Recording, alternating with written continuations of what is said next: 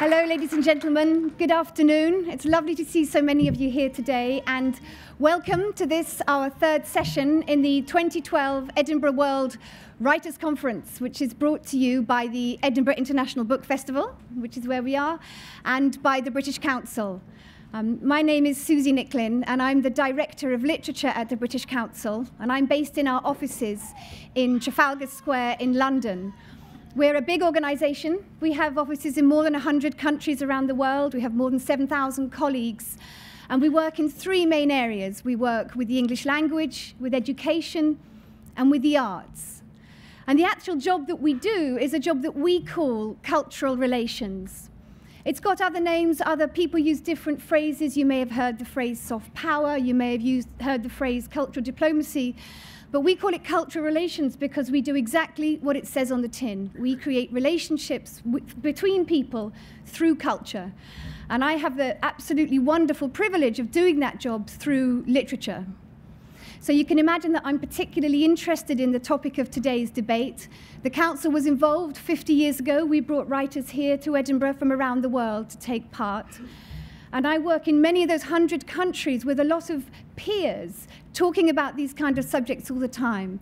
So imagine the different conversation you might have with somebody who works in culture in South Sudan or Kosovo, to the kind of conversation you might have with somebody from Nigeria or Colombia or Holland. So I'm really delighted to be here today, and I'd like to introduce you to the chair of our event. Both the chair and the speaker will be available to talk to you afterwards, to maybe sign books if that's what you'd like. They'll be around to chat. And I do quite a bit of this kind of thing, and I introduce chairs and speakers. So I'm going to introduce you to our chair in exactly the words he's asked me to use. We have a writer who's going to be chairing the debate this afternoon, and he's a writer who writes detective novels, and he's based in Edinburgh. So please would you welcome Ian Rankin.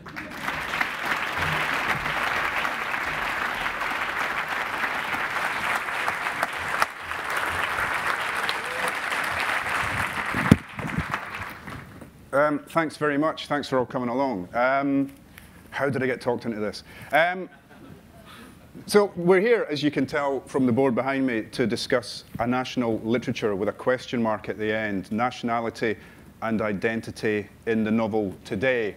And some of you will have seen the handouts that the delegates got, and it says, since the first Edinburgh Writers Conference in 1962, there has been a renaissance in Scottish literature.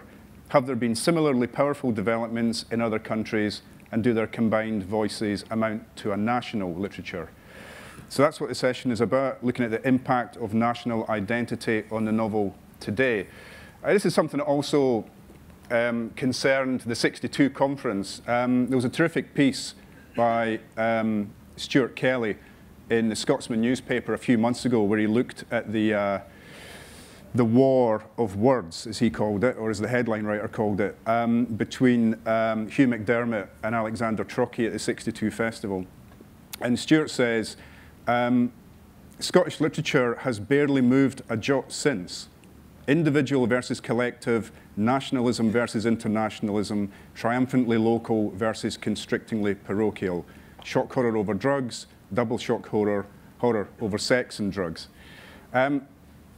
He goes on, the opening sallies in the debate have an awful familiarity to them. McDermott defended vigorous Scottishness over pallid Britishness. Trocchi went on the offensive. The debate, he said, was turgid, petty, provincial, stale, cold porridge, Bible-clasping nonsense. Magnus Magnusson, writing about it in The Scotsman the next day, called it good, clean, knockabout stuff. But as Stuart goes on to say, the aftermath of the debate was to cast the young Turk, Trocchi, and the old guard, McDermott, as representing internationalism versus nationalism. And that might be something that we will end up discussing today. It really depends. I don't know what our speaker is going to say. It's going to be as much of a surprise to me as it is to you. I just know that it's going to be fascinating because the speaker is Irvine Welsh. Irvine, born in Edinburgh, lives in Chicago. His first book, which hopefully everybody's read, basically detonated under contemporary Scottish writing when it was published in 1993, Trainspotting. If you've not read the book, you will have seen the film. I remember the quote on the cover. I remember the cover very vividly. It was an amazing photograph, but also the quote said, "Deserves to sell more copies than the Bible." I don't know if that's happened yet, Irvine. Maybe we'll get round to talking about that. Later books include Marabou Stork Nightmares, Ecstasy, Filth, and most recently he's come back to the combatants of train spotting in a prequel called Skag Boys. Ladies and gentlemen, Irvine Welsh.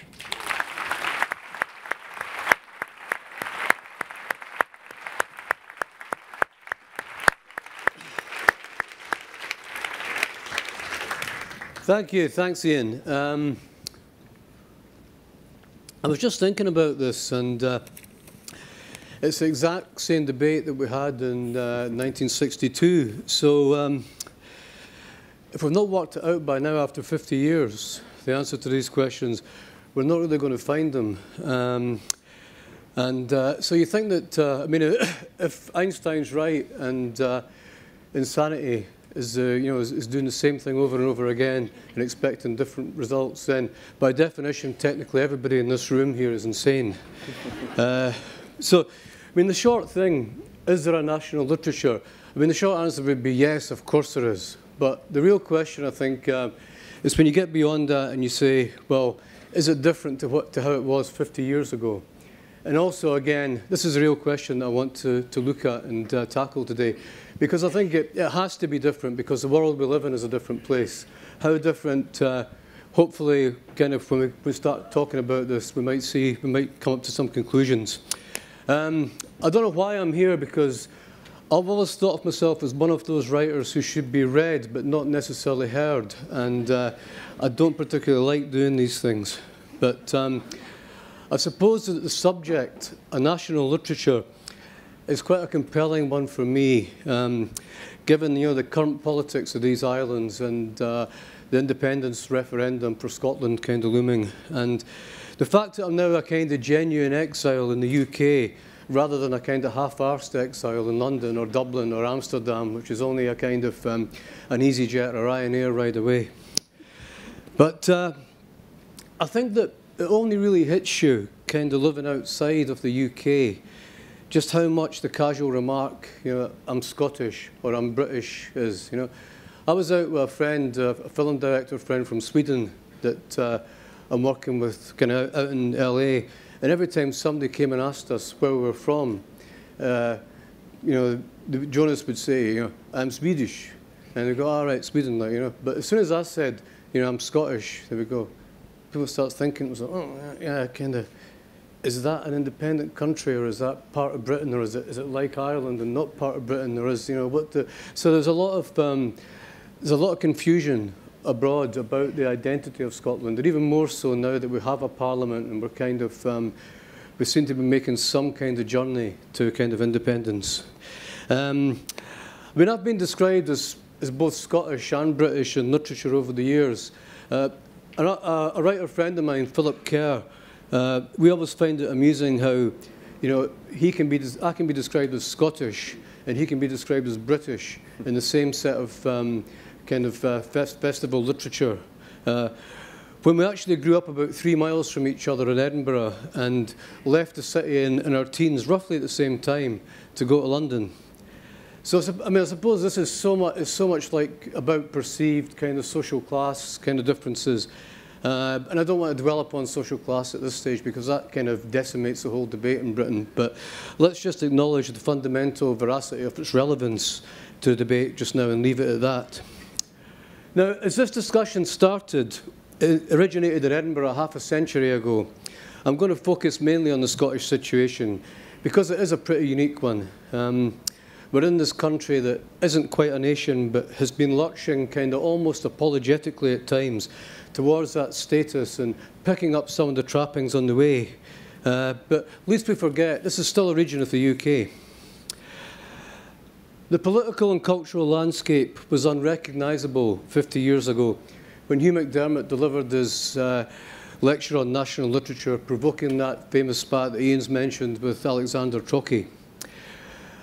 When you think about it, we'd come through the horrors of the war and Holocaust, and people who regarded themselves as in any way progressive politically, no matter what kind of scale that were on, and that was probably most people then, saw internationalism as an unambiguously good and desirable thing. It was forward-looking, it was inclusive, it was respecting the culture and the aspirations of all.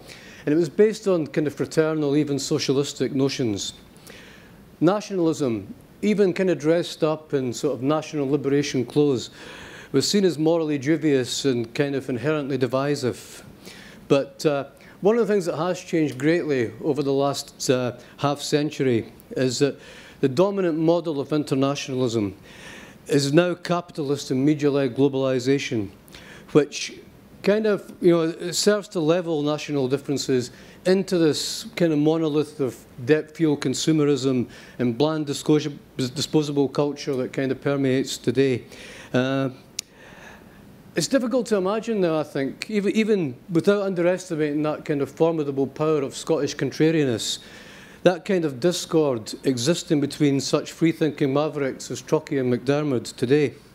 I'm sure that both of them, whether their vantage was the Scottish borders or New York City, would look at the UK in this globalised world and perhaps acknowledge that there were kind of bigger fish to fry than their own little kind of spat there. But if we look at the UK as a kind of nation state, because the UK is kind of pretty unique in that it's like it's a conglomeration of different nations, and it's a nation state, but a combination of different national cultures. And as a nation and a kind of national culture itself, the UK ascended on the first imperialist epoch of globalisation, when world markets were dominated by militaristic nation states.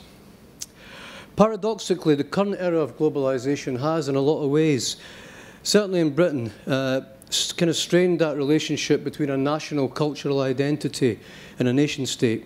And it can be argued that that relationship between a national cultural identity and an actual sponsoring nation state is starting to disappear in this country. You can also argue that kind of rearguard actions by the establishment to kind of promote a monocultural British nationalism are usually unable to move beyond the traditional bedrock of that nationalism. That's what the English sociologist Stuart Hall calls the idea of an assumed Englishness, and kind of more accurately, a kind of assumed kind of upper middle class Englishness, which crucially has always negotiated against difference. So this negotiation against difference, this tendency towards negotiation against difference, is mirrored by the current mass production and dissemination of culture, whereby kind of overt national and regional differences in this context are in the first instance perceived as troublesome barriers to mass sales.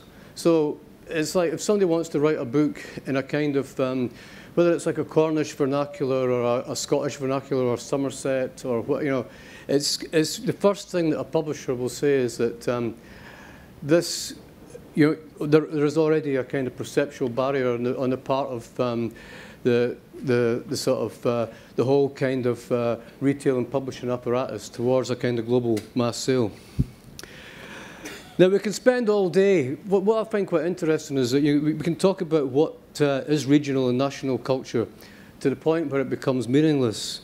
I mean, I had a look at Wikipedia the other day, which I'm not claiming is a kind of big font of all wisdom, far from it. But if you look at Wikipedia, in an American context, you'll find writers as diverse as Stephen King, John Steinbeck, Mark Twain, William Faulkner, and Raymond Chandler, all described as regional writers. So the criterion for a national writer often seems to be as trite as living as close enough to Manhattan to be able to slip into the occasional New Yorker kind of cocktail party. So it's all about associations. It's all about kind of cultural and physical associations. And another point is that global mass culture is now largely dominated by an increasingly image rather than linguistic dominant means of cultural production. Therefore, it makes it more difficult to be limited to national boundaries. So in such an environment, the main kind of question for storytellers or writers who see themselves as working outside the global cultural highway of London, New York, and LA is, what room for manoeuvre do we have in a global market, in a global literary marketplace to express national or regional culture? Moreover, can writing still be undertaken, and indeed writers be formed within a national culture? And this is what the crux of what the argument is. The Scottish experience says a resounding yes to this. Prominent novels that have come out this year from, say, Alan Warner, James Kelman, Jenny Fagan. Less obviously, still emphatically, Ewan Morrison, John Niven, Dougie Johnson, clearly could not have been written by non-Scots. Even genre fiction writing, which is often derided as writing into marketing holes, has to convey a sense of place and perhaps even of national characteristics and archetypes. Yet Scottish fiction has an uneasy relationship in the British literary paradigm, which is dominated by this imperialistic idea of an assumed Englishness, which, as Stuart Hall reminds us, exists to negotiate against difference. Only one Scottish novel has won the highly imperialist-orientated Booker Prize, routinely chosen by largely upper middle class English panellists, and alternating around 50-50 between largely upper middle class English writers and citizens of the former colonies, presumably to kind of stamp a legitimacy on this kind of global accolade. Kevin Williamson of Rebel Inc. and Scottish Writer of the Year Alan Bissett recently attacked the anti-Scottish discriminatory nature of this prize, producing hard, sobering statistics in support of their arguments. That they haven't been even deemed worthy of a reply can only be due to either the arrogance of that hierarchical power, this kind of negotiation against difference again, or in this case, more likely, that the Booker apologists simply have no arguments at all to refute these observations. So the problem with hegemony is that it not only breeds arrogance, it also promotes an intellectual enfeeblement. The Booker Prize's contention to be an inclusive, non-discriminatory award, I mean, it could be demolished by anybody with even a rudimentary grasp of sixth form sociology or cultural studies. But you've got very bright, intelligent academic people who are the custodians of this prize, and they can only offer kind of bland and corporate PR speak in defence of an award based on the conceit that upper-class Englishness is a cultural yardstick against which all literature must be measured, which is kind of clearly nonsense. The key point here, though, apart from, I've obviously got a beef against the Booker Prize from previous stuff, so it's not all kind of sort of bitterness and spleen venting on my part. There's always a bigger point to be made here. So, but the key point I'm trying to make by this kind of rant is that, and it's illustrated by us all being here, is that competing groups, like ranging from national politicians to non-governmental organisations to indigenous activists, see culture as a resource to be invested in, contested, and used for various socio-political and economic ends. I mean, this idea has been largely expressed on the left, traditionally and kind of, and both traditionally and the modern left, in terms of the Gramscian notion of cultural struggle for hegemony. But now everything from the Jubilee to the Olympics, to all of us sitting here, illustrates that cultural agency at every level is kind of not only negotiated within globalised context, but it's also dominated by the active management and administration, not only of culture, but the circumstances within which it develops. In most cases, this is seen as a legitimate, even an essential mode of urban development. It's just the way things are, basically. But these rituals and everyday ascetic practices are mobilised to promote tourism and the heritage business in countries where kind of mass culture reliant industries often can comprise significant proportions of GNPs. So there's a big kind of there's a big buzz about culture and literature, simply because it's kind of it's seen to be something to be contested from all people and all kind of hierarchies, and it's there's a guy called there's a guy that I really sort of like as a writer called George Giudice, And he's a guy who goes around and looks at different cultural events and kind of writes about them and tries to put them in a framework. And he kind of asserts that there's a new international division of cultural labour that has emerged, which combines local difference with transnational administration and investment. And he contends that this doesn't necessarily mean that this increasingly transnational culture, exemplified by entertainment industries and the so-called kind of global civic society of non-governmental organisations, is necessarily homogenised. In other words, no matter how strong the economic and cultural hegemony is, there's always room for maverick opposition. I mean, the biggest shock about the 2012 London Olympic opening ceremonies was that after 30-odd years of neoliberal governments, such a genuinely anti-imperialist, multi and popular cultural event could actually take place in contemporary Britain and can be sponsored by the state. And I think that was a big shock for everybody. So national and regional differences still function. And they still shape the meaning of cultural and political phenomena. And this is from like pop songs to anti-racist activism. And this guy, George Giudice, I mean, he considers a range of sites where identity politics and cultural agency of this kind are negotiated in the face of these powerful transnational forces. I mean, for example, he analyses the appropriations of American funk music in a Citizens Action Initiative in Rio de Janeiro, to show how global notions such as cultural difference are deployed within these specific social fields. He provides a political and cultural economy of a vast and increasingly influential art event, the Incete Triennial Festival, which extends from San Diego down to Tijuana, and is kind of unique because it's a cross-border. It's a cross-border kind of festival by Mexican people in the Mexican diaspora in the United States and California. He also posits on the uses of culture in a relatively unstable world where censorship and terrorist acts can interrupt the usual channels of capitalist and artistic flows. With that point in mind, I'm only digressing slightly when I focus on a piece of work, Tales from the Mall, by Glasgow-based writer Ewan Morrison, which was published this year by Scotland's innovative Cargo Press. In the simplistic nature of market classification, this book is hard to tritely define and therefore stock. Not only does it not fit into the genre-dominated fiction boxes into which everything must increasingly be shoehorned. Again, retail kind of, not publishing or artist-led, this is a kind of retail-led thing. But it's not a fictional novel, it's not a short story collection or a multimedia experience or a treatise on modern architecture, consumer capitalism, or authority structures and the negation of democracy. Yeah, it's all of these things combined.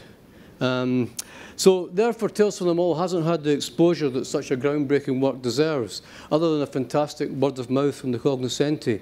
But to me, it's that kind of publication that posits the exciting future of storytelling, from the so-called margins, from places like Scotland. It's an innovative book, and it's set largely here, but it has that global reach, and it has this kind of small country interfacing with a globalized, consumerist, often or Americanized culture to produce this truly zeitgeist writing. But the supposed crisis of national culture and writing in our globalized world is, like most of ours, it's fundamentally a crisis of democracy. Faced with the seemingly impregnable forces of multinational capital, imperialist structures and their slavish spokespersons, overloaded by impotent debate, people must have forums and space for dissent and positive resistance. And I emphasise positive only because you can never forget that local ethnicities and nationalities can become as dangerous as nation-state-sponsored ones when they simply fear modernism to the extent that they retreat into their national and defensive identities. But as I know through my own experience, and I kind of mentioned this yesterday in response to a question that I think I was doing about my own book, the market's always going to convert art and culture into mass entertainment. I mean, that's what it exists to do. When my first novel sold 10,000 copies, I was a kind of local hero. And when it sold 100,000, people were a bit more dubious. It was more, all right, pal, all right. When it sold 1 million copies, I was a total sellout. Fuck him, fucking arsehole. So it was like a kind of, I was a guy who hoarded his culture out for the entertainment of outsiders. I mean, now I can't even think about how people feel about it now, but the point is that many people locally felt an ownership of the book and a pride in it. And you know, what was an affirmation and an attestation to a place, a way of life, a language, a class, a culture, an attitude, it just became seen as something else. I mean, the book was the same. I hadn't changed a word of it. But also, I want to make clear that you know, I'm not complaining about making money. No way. Any writer that does that is either a liar or just fucking crazy. I'm just stressing that the marketplace forces anybody who strives to be an artist and who gets some success in that way into a set of relationships and even possibly even perspectives that they might not have recalled signing up for. So from an aspirational writer's point of view and an aspiring author's point of view, if you're from the so-called margins, and you know, I say so-called, but do you play the current writing game, the publishing game? Do you shoehorn yourself into writing successful genre fiction and work within the system in a way, as a lot of success, you know, the successful Scandinavian writers have done in crime fiction, effectively kind of globally rebranding from the inside, at least to my eyes anyway, an entire genre? Or do you exercise the freedom of the author and just simply do what the fuck you like? I think I know what both Trocky and McDermott would do, but I'm suggesting there's a legitimacy and not necessarily a dichotomy in doing both. Whatever a writer or the writing is on that kind of spectrum, it doesn't really concern me personally. What interests me is work in which some way speaks the truth to power, because to my mind this is still one of the greatest freedoms that a writer can have. The celebrated kind of marvellous Indian writer and political activist Arundhati Roy was reported to have said recently, "It's all right speaking the truth to power, just don't expect it to understand." While I understand what she means, I don't think we speak the truth to power for power's ear, but for the ear and the imagination of future generations who seek to live in a world free from the malign and self-serving influence of those who wield power. So I suppose the call to arms is a twofold one. Firstly, let's have a look around. And it's a big world, and we know more about it all the time. And if bits of it move you, we shouldn't be afraid to write about it. But secondly, also be bold and proud of who you are and where you come from. And express your culture, your concerns, and those of your community and the voices within it, however movable a feast that might be. Because if you don't, the chances are that it might not be around in the future. James Kelman once said in his Booker Prize address that you know, my culture has a right to exist. I don't think it does. I don't think anybody's culture has a right to exist. I mean, you can tell that to the, you know, the American Indians or the Inuit or kind of South American tribes that have been decimated by kind of British, kind of US imperialism. And I don't think British and US imperialism has a right to exist either. I mean, these rights are won through power and negotiation, but I think that one of the ways that these things can be attested to is people speaking up in their own voices and taking pride in their own, you know, their own cultures and their own literatures. So probably, I think the thing is to do what Trocky and McDermott would do is don't get obsessed with histories and legacies or markets or rules. Just hit those keys and let the magic happen. I'll end on that note. Thank you very much for listening. You've been very patient. Thank you.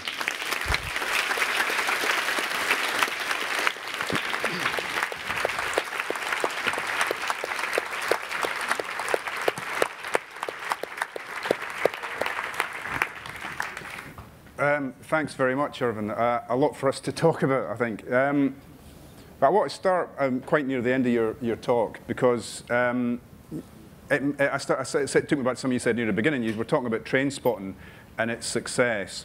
And near the beginning, you talked about writers who had been seen as being regional or national. And I just wondered if you thought of train spotting as a regional novel or a national novel. And if a national novel, is it saying things about Scotland or is it saying things about the United Kingdom?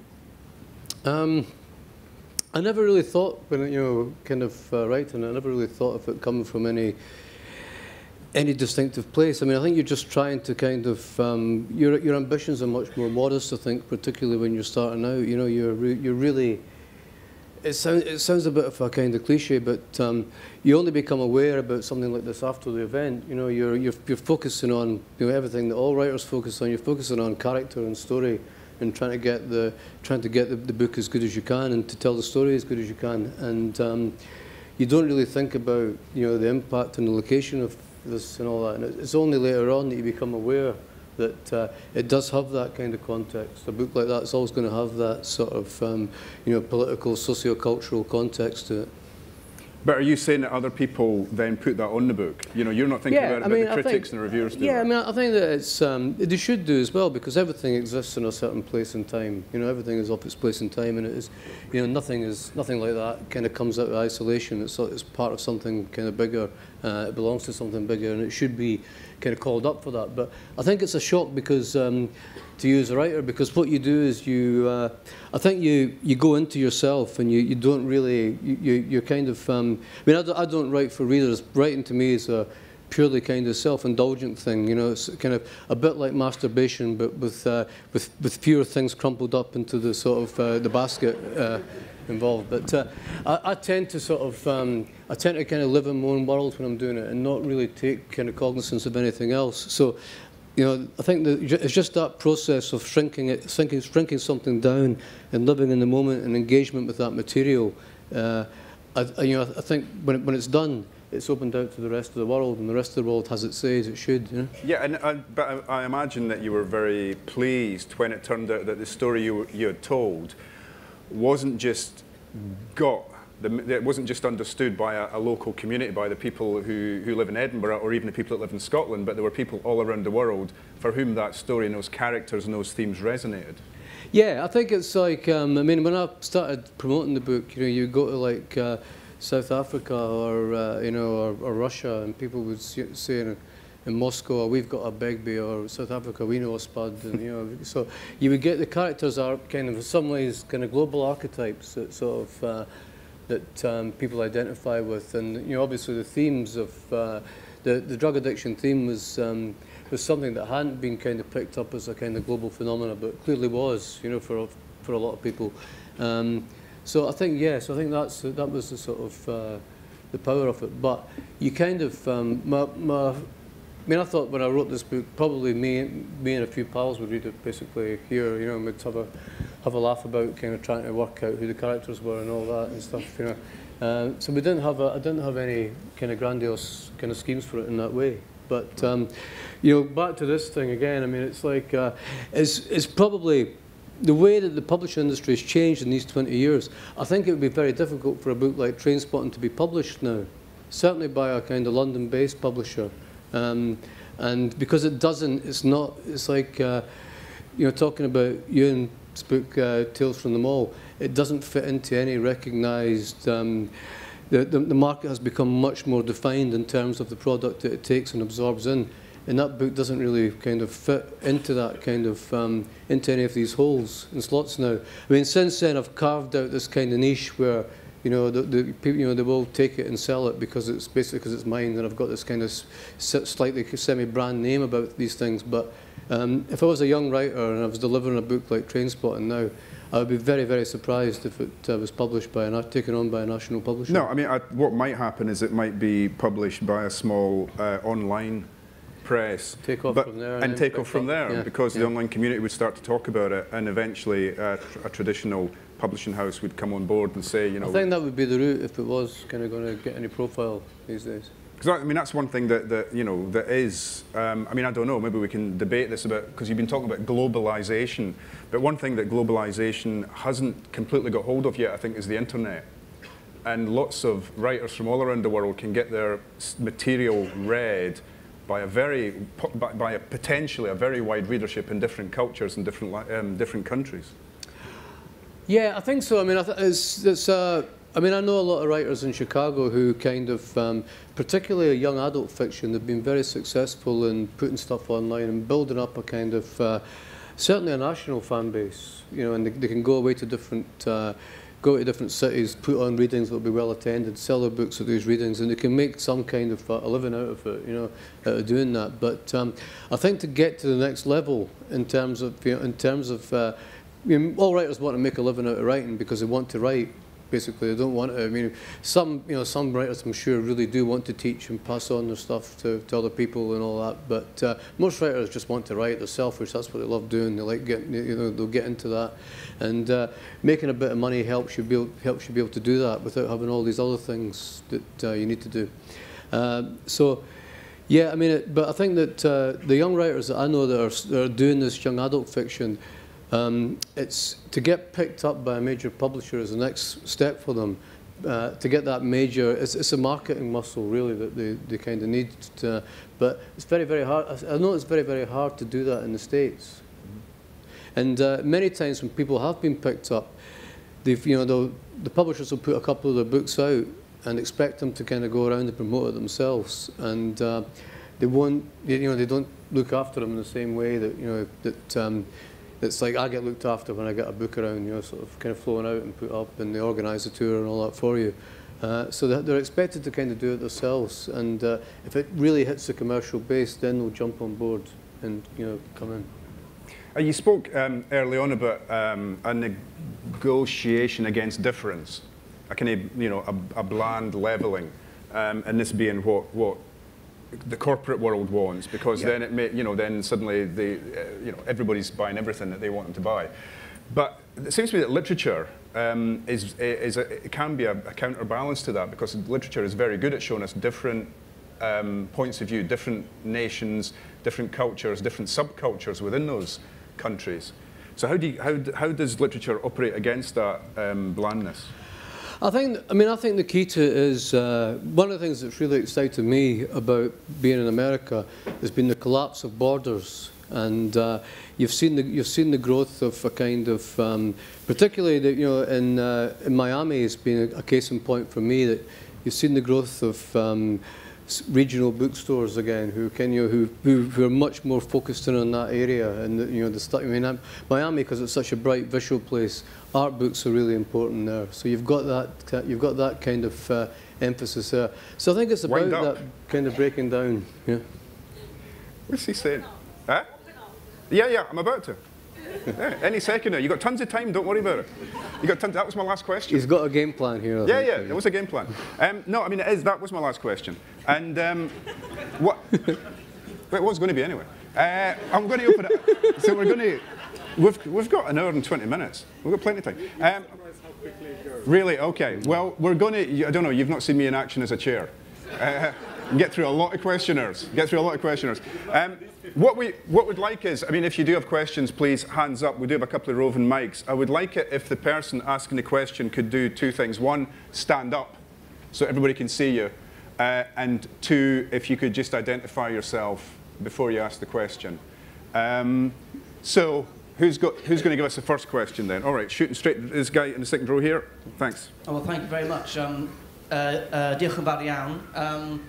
Dwi'n Owen Shears ac dwi'n gweithio fel ysgrifennwr yn y Llundain, ond rydw i'n Cymraeg. Now, the reason that I chose to open in that way is because what I said is that I'm a writer who works in London, but I am Welsh. And I very much enjoyed that speech. It was slightly odd not to hear my own nation mentioned, seeing as my nationality is in your surname.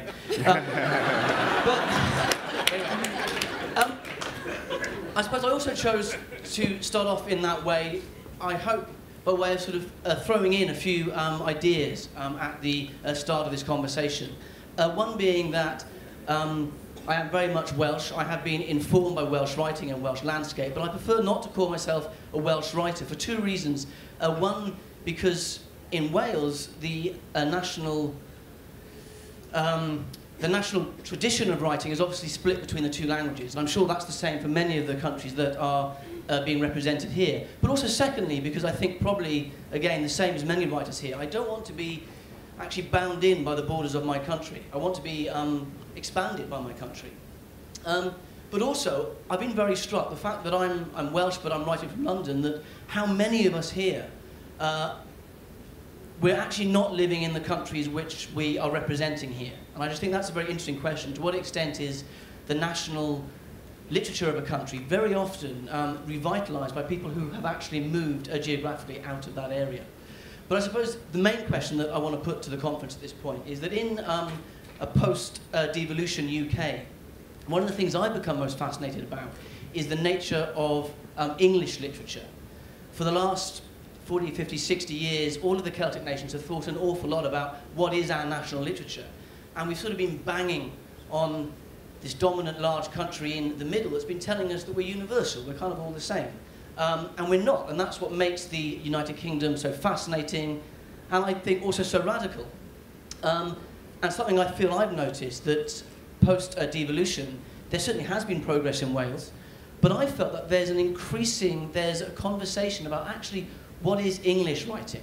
People like Billy Bragg and Simon Armitage have started to ask that question, and I guess I think that's quite healthy. I would rather have an England that is questioning itself. I feel as though the Celtic nations tend to have, in some ways, a slightly more nuanced idea of what the United Kingdom is. And I think with an England that is asking that question, importantly through its writers. So this isn't an idea of a national identity that is being sort of taken on by a government, but is being asked by the writers and the readers. And I suppose I'd just like to open that question up to what extent do people think that that conversation is happening, and is that a good thing for all of us? All right. Thanks. We'll take a couple more points and we'll maybe try and get a synthesis of some of this. We'll go towards the back there. Thanks.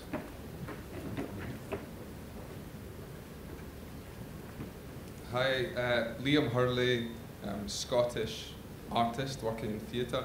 Thank you, Irvine, for your speech, and I also want to appreciate the way in which you moved seamlessly from the speech to the interview.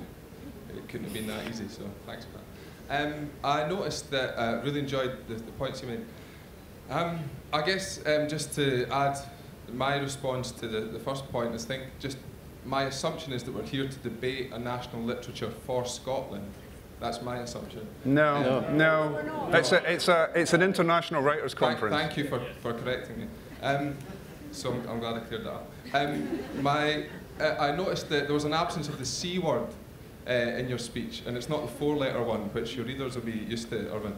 It's colonialism, and you used the word imperialism, but I feel that as the debates around independence proceed, and as we all try and figure out who we are and how to contribute to an international debate, I believe it's a really useful phrase, because we suffer from cultural amnesia so often.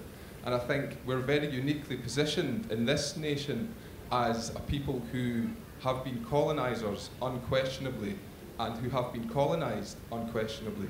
So we occupy a very interesting perspective in that duality in relation to colonialism. And I think that actually, as these debates proceed, my question is how useful the panel and the conference feel that term is to the debate. Okay, thanks very much. I'm going to take one more question here, please. You keep your hand up. I don't know where the second... Where's the other roving mic? Okay, all right, thanks.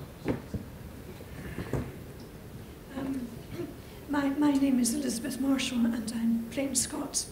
I wanted to ask you, Irvine, you are anti-establishment in many of your views, but whereas we look at societies and structures crumbling all around the world, I think there is a move back to the future, to re-establishing communities and perhaps a new outlook, and I wonder if you feel that that's going to be reflected in writing.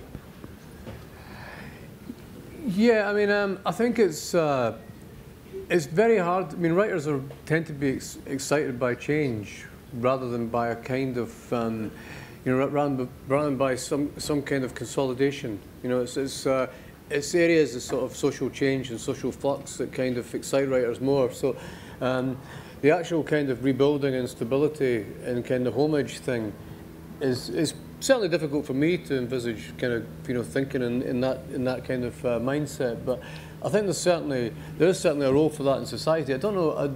I mean, I think that the familiarity. I mean, of some, maybe some kind of, you know, there are a lot of forms of fiction that are inherently conservative and inherently comforting, and they're about kind of, you know, sort of having that kind of resolution whereby people can kind of sleep in their beds at night. So I think you're always going to have that going on in fiction. But for me personally, it's like it's kind of change in that sort of the kind of breaking down of relationships and the possibilities of new things that kind of excite me most as a writer. Okay, I mean, I think the subject of the identity of the English novel and also colonialism, I think we'll come to, because I think some of the writers are going to want to talk about that. So we'll take another question.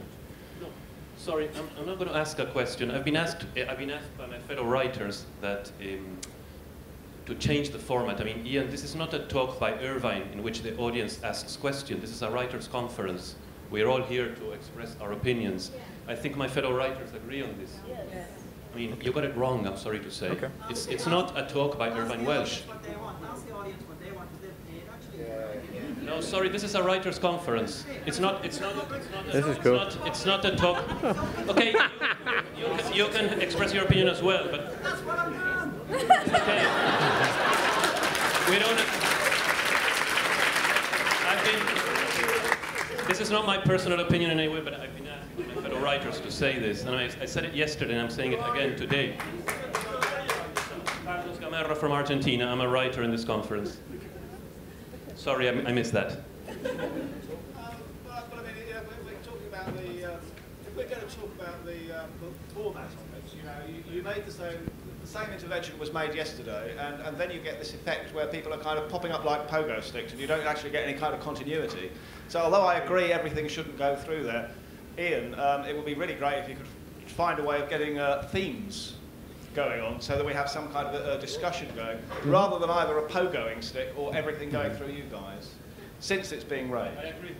And who are you? Melvin Burgess.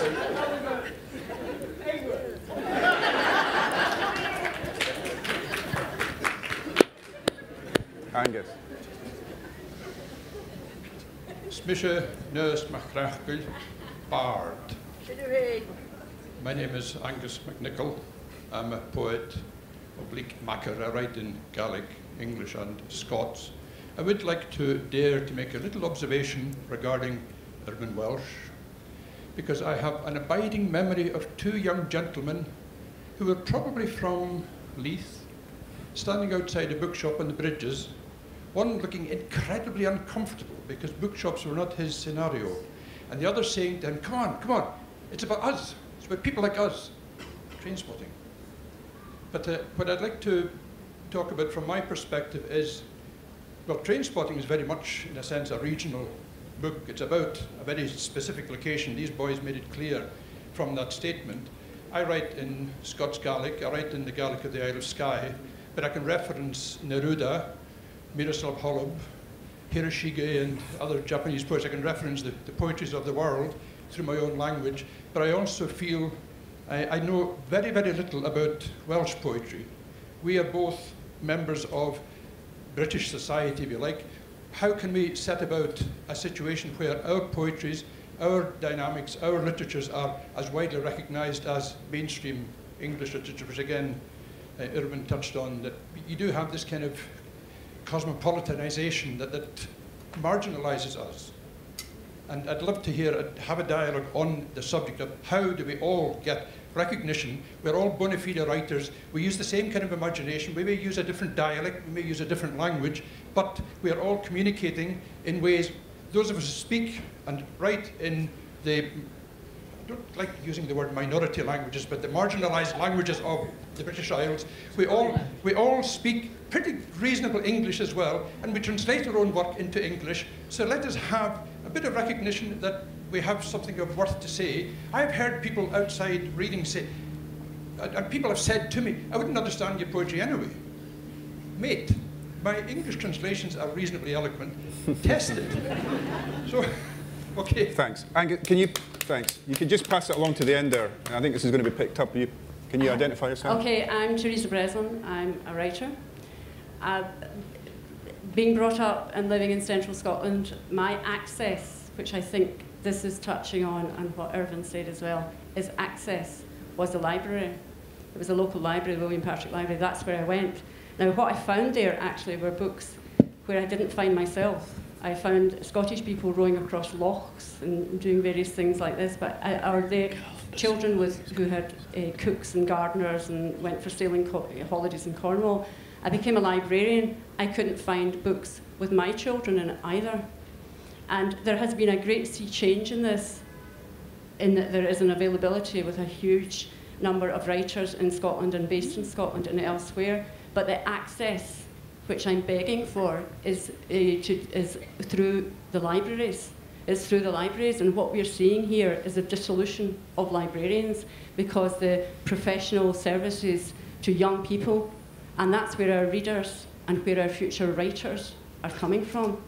And that's where, when you're talking about the lack of the market, the librarians have, I know, instigated print runs for books that have gone out of print through demand. Okay, thanks. Can we go to the back there? I'll mull over what that means for identity and stuff in a minute. Yeah. Hi, my name is Monique. I'm Canada and a reader, not a writer. And what I'm hearing mostly from the writers at the conference, and my question goes out to all the writers, is sort of the reflection of a national literature and the duality of that. Because when I read a book written by a French-Canadian, I can immediately differentiate the fact that it was written by a French-Canadian and not someone from France, because immediately within the first couple of chapters, there is a difference in the use of the language. And so in that way, yes, it is regional, I suppose, but it is also reflective of the nation at the same time. So when I think of a national literature, what I'm thinking of is a literature that is perhaps a snapshot in the same way that the Pink Palace does not represent Argentina. It is a reflection of a portion of the country. And so regional or not, national or not, it is still presenting sort of a snapshot, an artifact in time of that place that is at once national, but also human. And so that is why when reading so many of these national literatures that we take up so much interest in books like Cry the Beloved Country and Gone with the Wind, etc., because they also speak to the human experience at the same time as reflecting a point in the national. And so I would be much appreciative if some of the authors would like to reflect and respond to that. Okay, thanks. It's in, I mean, it's timely that you bring up Cry the Beloved Country, because in 1962, Alan Paton was not allowed to leave South Africa to come to the conference here in Edinburgh. And this is something that, of course, still goes on. Who's going to pick up next? Oh, we've got loads. Third row there. Hi. Sophie Cook from Scotland. I would absolutely agree with you. I think, of course, we're going to be influenced by our nationality. But of course, that doesn't prevent our work from also having universal relevance, we hope. I think it would be naive to suppose that we can grow up in a country and not be influenced by our cultural surroundings, by the politics, by the physical environment, and so forth. Of course, we're influenced by that. It doesn't completely define our work, but it undoubtedly has an influence. I call myself a Scottish writer, despite being not racially Scottish, but I've lived here all my life. I also wanted to make a point about the Booker Prize. I don't necessarily agree that English judges have a prejudice against Scottish writers, but I do think it's possible that they perhaps just don't get a lot of Scottish writing because the issues are so different. I don't think cultural trauma is an issue for England in the way that it is for Scotland. Things like sectarianism, certainly Anglophobia is not an issue in England. And lastly, I just want to agree with Irvine that retaining our local identity is really crucial if we're going to resist against that global consumerist marketplace. Thank you. Okay, thanks very much. We'll go along the second row if we can. Can we get Alan Bissett behind there? Alan Bissett was mentioned in the thing, so. Yeah. My name's Kapka Kasabova. I live in Scotland. I have 3 nationalities, which is why it's impossible for me to define myself, either as a person or as a writer in national terms. I have Bulgarian, New Zealand, and British nationality. And I have to say I'm amazed, in a bad way, that I'm hearing the words cosmopolitanism and transnationalism as if they're dirty words. You know, back in 1962, the phrase cosmopolitan scum is familiar to us. That was funny. I feel like we're not sort of far from it now, as if, you know, you are equating, Irvine Welsh, you are equating transnationalism and cosmopolitanism with shopping, with mass consumerism, with Starbucks, which is only one aspect of it. The other aspect of it is an opening, an incredible opening of gates, and I am one of the products of that, as well as being a product of, I guess, what we might call, since the word imperialism has also crept up, a product of Soviet imperialism, having grown up in communist Bulgaria. But, you know, post the fall of the Berlin Wall, this is the world we're living in now, and it's not all bad. And I think if we look at the writers who are here, and not just the 50 writers who are here, but everybody else in this room, you look at the variety of languages and, you know, multiple allegiances as opposed to single allegiances. I mean, look at this incredible sort of collection of people. This also is the product of transnationalism and cosmopolitanism. So I would just like to reclaim those notions. That's all. Thanks very much. The row behind. Oh, okay. Oh, sorry. That's all right. Go on. It's China Mabel from London. It seems to me there's at least two fundamental problems with the way this discussion, and much of it, is progressing. And one is a failure to differentiate between a kind of soft and hard localism, if you like. Because if we're talking in soft terms, all writers are influenced by their locale and are going to reflect that in their writing, sure. Who's going to disagree with that? If we're going to translate that into a hard term and say that writers, you know, we've all abjured the word should, if we're going to say there's something particularly uniquely progressive about doing that, surely the point is it always entirely depends on context. And I think what it massively underestimates is the recuperative powers of the state, the recuperative powers of the authorities on the ground. And I can tell you for a fact, I mean, it's not your fault and it says nothing about the book, but of course Trainspotting is used to sell brand fucking Bonnie Scotland. You know what I mean? Of course it is. It's used to sell Richard Branson's trains, for fuck's sake. Yeah, like, I mean, exactly. And the second problem is related to that, I think, which is to do with this question of the opposite of localism being universalism. Well, what about the opposite being actually about universalizing complete estrangement? Why should we recognize in literature? Why is the aim to see our own lives reflected? That might be a great thing to do, but surely literature can also be fantastic by reflecting nothing we've ever seen before, completely shocking and astonishing us. Now, if you look, for example, at the Zimbabwean writer Dambudzo Marachera, in the immediate aftermath of the Zimbabwean revolution, it was a huge drive for a local Zimbabwean literature, you know, for entirely legitimate and understandable nation-building reasons. And Marachera's response was 2 words, and they were literally "fuck you." And he said, you know, if you write for a particular people, then fuck you. And his position was he was going to write something not universal that everyone could understand, but that would traumatize everyone, because he's living in a traumatic world. And it seems to me that that is just as interesting, frankly I think it's more interesting, but just as interesting as producing literature in which we recognize our local surroundings.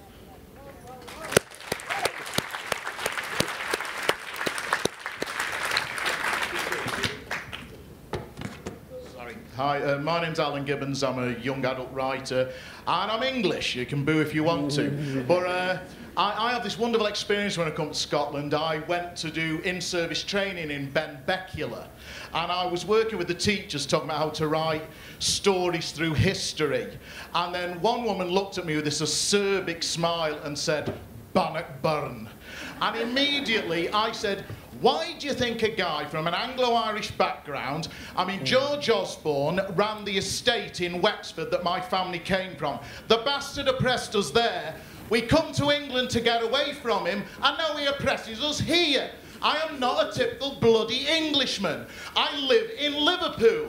Liverpool and Manchester have got an anti-Tory majority stronger than Scotland. I am part of a Celtic fringe that despises Englishness as a sense that it's got something to do with Cameron and the Anglo-Irish ascendancy and a canon of imperialist and colonialist literature.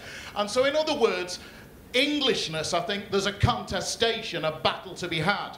I see everything I write as a contestation, a battle through a regional perspective of the Northwest, celebrating moments like John Clare's poetry and the Peasants' Revolt and the miners' strike as moments of progress, of struggle against a kind of society that oppresses us. I think China was talking about something that was kind of explosive. Now, I don't know how much we can do. We're always refracted as young adult writers kind of through school. I know Melvin likes to be quite destructive to certain people's vision of what a young writer is.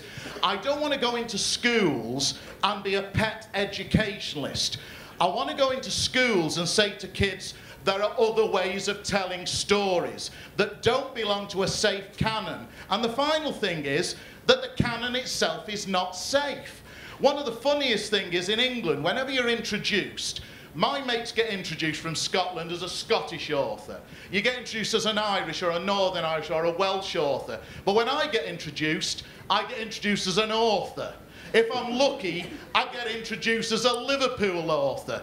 Now, what I want to do is to refract through the particular experience of a kind of a rebel, localised Englishness, universal themes that people will see in the Basque Country and South Africa and the melting pots of Asia.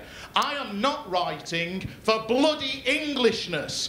I am writing for love and peace and power and rebellion and being bloody human.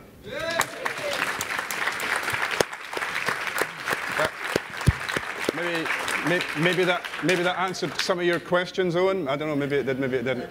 Yeah, to a point. Alan. My name's Alan Bissett and I'm writing for Scotland.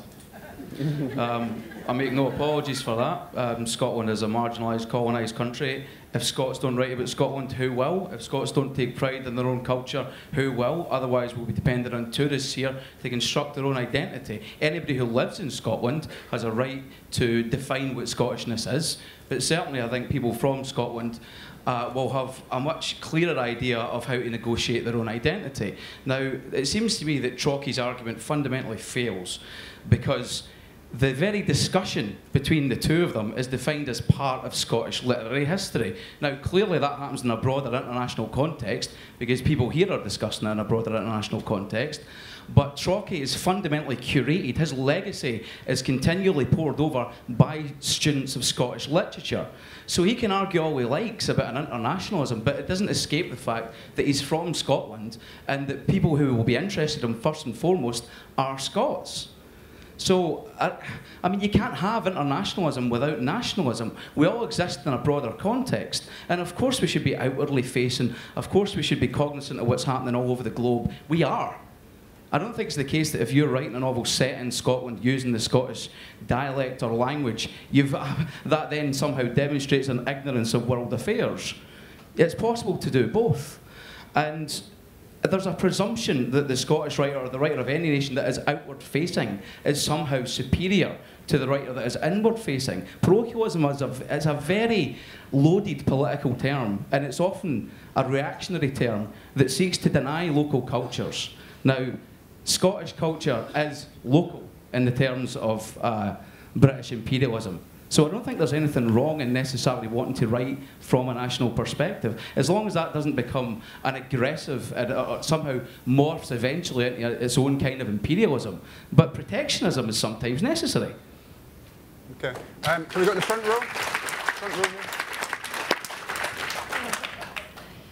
I'm Xiaolu Guo from China, living in London. I think my fellow writer, China Malvise, speak very nicely about what our situation is. But maybe I jump a bit far because, as you can see, I'm a Chinese writer, but really writing English for the last several years because there's no way I'm writing Chinese published here and I censored in China.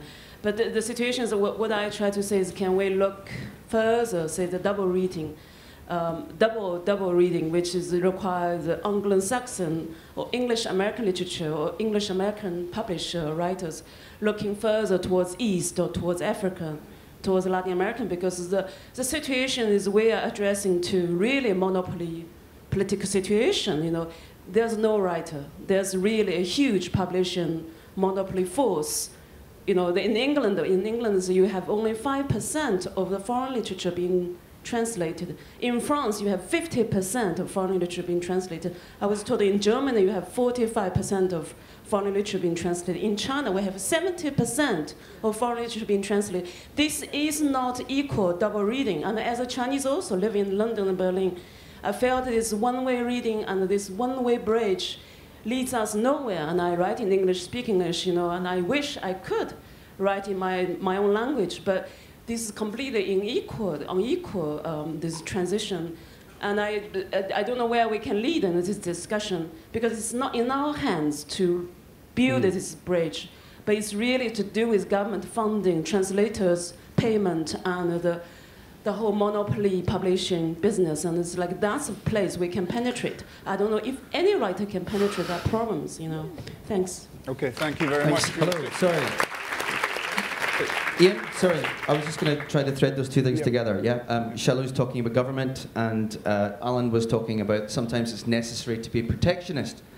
Now, I'd like to throw a kind of provocative statement here, which is... Do you want to say who you are first? Sorry, Ewan Morrison from Glasgow, in fact, from the Mall, yeah.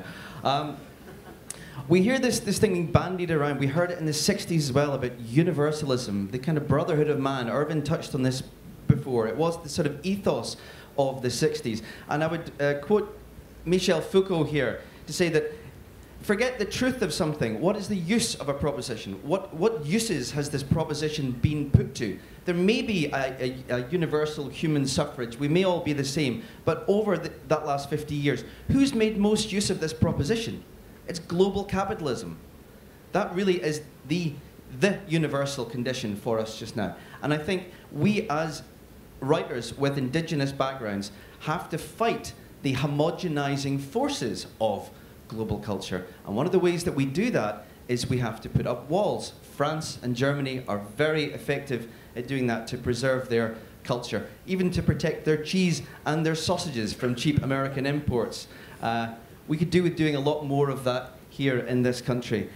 It's not enough just to write from your own indigenous language, your own indigenous culture. You've also got to, I think, attack the source of the homogenization, attack global capitalism. And in this country, I think we know who the face of that is, the company that's putting all of our bookshops out of business, that's damaging the profits for our publishers. So a little plea here for the cheese and the sausages. Thank you. Thanks very much.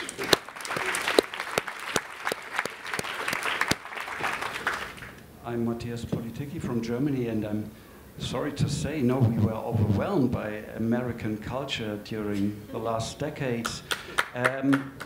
Well, I'm born in Munich, so I'm not from Germany. Maybe I'm Bavarian and fighting for the Bavarian. That was pretty hard stuff when we reunited with Eastern Germany, because they soon outed me as being a Western German. So if I had readings in the Eastern part, nobody would come. So we have similar problems, not the same. Our problem would be, of course, we like to be cosmopoliticians and not to be Germans any longer. We had to reinvent and relabel our nation, and I think we lost our identity during the 80s. And now, as our football team came up again, we show some flags and pride being German, but in a clumsy way.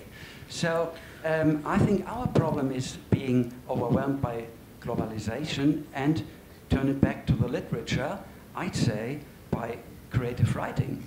That's the real enemy, because it produces worldwide compatible novels that have no roots at all. They are easy to understand for worldwide readers. They are successful. They are the heaps in the bookshops. And if you come across the heaps, well, behind there's the national literature rest. My publisher keeps telling me, oh, don't use dialect any longer, please, or shorten your sentences, use more full stops.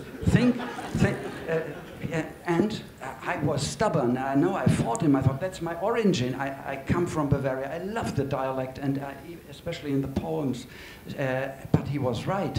The first book I my editor was stronger than I, was translated into English because it has double that full stops, maybe, in the German language. And Antea Bell, who is a great translator, made even more. So when I read the English translation, you seem to love even shorter sentences. So I'm glad I'm here. Without that editor's advice, I would still be just a Bavarian author. Thanks very much, Jen. I've seized the microphone. Right. Okay. Melvin Burgess from England. I wanted to say, you know, as an English person, whenever you discuss nationalism in these islands, you always inevitably come across what it is to be English and how being English fits in with it. Of course, because, you know, as a nation, it does represent imperialism and perhaps even corporatism in quite a lot of ways. You know, one of my favourite writers, Orwell, was 70 years ago saying, you know, how do you be English now? How do you manage to do that without, you know, embracing the empire? And to this day, it's still the case that if you're not, you know, a fairly recent immigrant wrapping the flag around yourself at the Olympic Games, which looks lovely, you know, if I did it, it would be a really different thing, and I'd be BNP. But, you know, we do, it is the case that our nations remain the main political, geographical identity that we have. You only have to look around the world to see those areas like Palestine, for example, or Northern Ireland, where those issues aren't resolved, and you can see the kind of problems that you have. So, you know, I don't think it's good enough to say, I'm not English. And, you know, I agree with China about the idea of, you know, globalism and these blowing everything apart. But it is still a business that we have to work out how to be English in the modern age. And it's still something that we haven't resolved. I mean, we lost our cheeses and sausages in about, you know, Edwardian times. I mean, my solution, I mean, there is one solution, isn't it, which is to try and deal with your communities. And I always try and deal with English people. I try and write locally. I interview people sometimes to start off with their real stories and to see where it goes. But it is an abiding problem for anyone who is English to find a way of becoming English in a way which you can embrace and which you can say, this is what I am and this is who I am, which we still haven't solved. Okay, thanks, Ben. In around the same time that Ben O'Cree, writer. Around the same time that this conference was taking place 50 years ago, here, in the 60s, there was a great African conference taking place in Nigeria.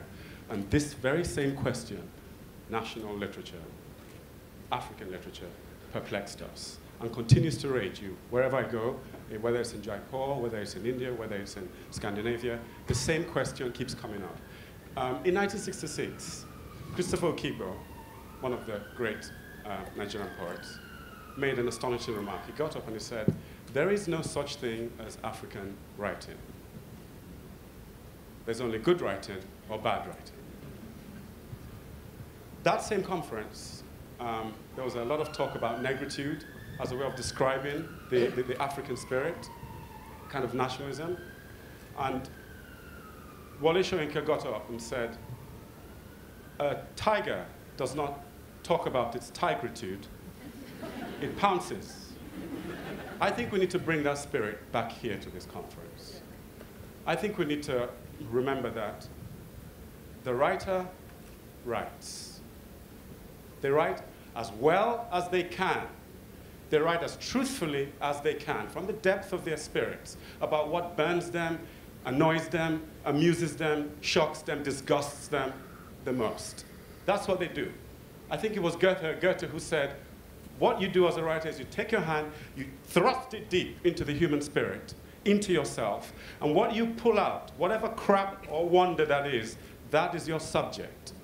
Now, I think I am perplexed by the question of what constitutes a national literature. First of all, because I think people are constantly discovering who they are. The minute you have an idea that this shape is Scottish, you have limited the possibilities of Scottishness for all time. You know? I think societies constantly surprise themselves. They transform themselves. They explode their possibilities. And over the course of 50 years, you say, oh my God, we thought they were one kind of people. Now they have become almost another kind of people. A nation is constantly unfolding. And the writer, the artist, is an important part of that process. The writer writes something, you read it, and you say to yourself, oh my God, I didn't know that too was Scottish. I didn't know that too was Nigerian. I didn't know that too was German. The writer, the artist is constantly widening the boundaries of who we think we are. I think it's a very dangerous thing for us to go about trying to over-define what we consider to be a national literature, because what will happen is that then you just constantly reproduce this cycle of cliches of nationalism and of what people are constituted of. And Irvine Welsh himself, he said it himself on stage in Trainspotting, that in fact all he was trying to do was just write something true from his own spirit. It came out and it got perceived as different things. But don't get confused by the external perceptions. The original spirit of the writing is what counts. Afterwards, nations come along and say, that book, and that book says something about us, and they choose what they consider to be national literatures. There is a constant war going on within every single nation as to what constitutes national literature. There are many books that are left out of it, because at that particular time, the nation wants to see itself in this way. So let us be very careful about this terrifying definition of national. Let's keep the spirit open, let's keep the spirit wild. Thank you very much.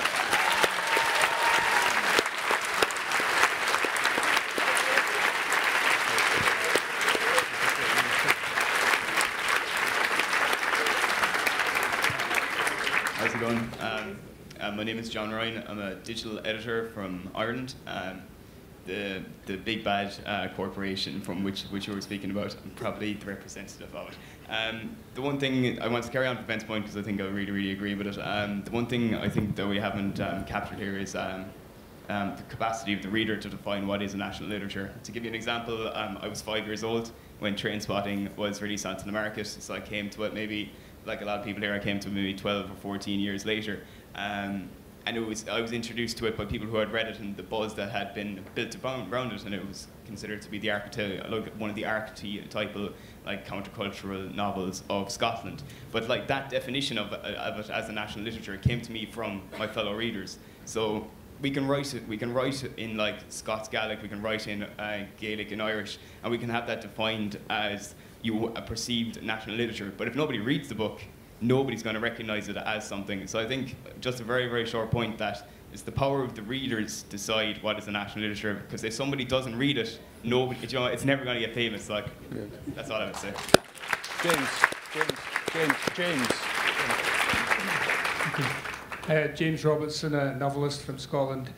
I just want to pick up from Ben Oakley's points there. I remember doing a reading with Liz Lockhead in New York a few years ago. Liz Lockhead, our national macker or poet, and she was asked a question about her sense of herself as a Scottish poet, and she said that she can go for weeks without thinking herself as being Scottish, but it didn't change the fact that she was Scottish. She wrote out of the context in which she wrote and in which she was, and I think that's worth bearing in mind. There are many of us in the room here who, for example, think that Scotland should be independent, but who are not nationalists. I think there's a differentiation to be made there, and I also think that it's worth thinking about MacDermot, who has been portrayed in this 50-year-old argument with Troche as being, in some sense, a sort of parochial nationalist. But his slogan back in the 1920s was not traditions, but precedents.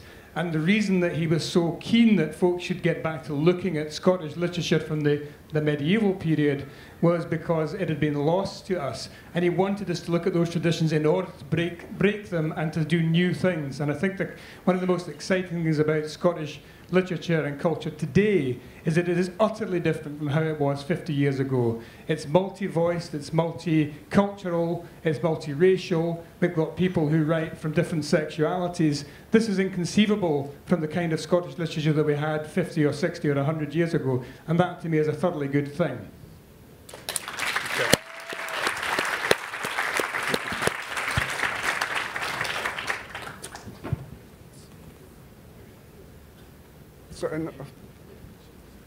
Thank you. I'm Chika Onigwe. I'm Nigerian. I'm also Belgian. And because I write in both cultures, so sometimes I'm considered, part of the Nigerian literary canon, and then sometimes I'm considered part of the Flemish literary canon. It's the same book. And so just to touch on what Ben said, because I've been raising my hand since even before Ben spoke, I find the idea of a national literature slightly absurd. I think national literature is something that is definable and something that is recognizable. I find it, I can't fathom it.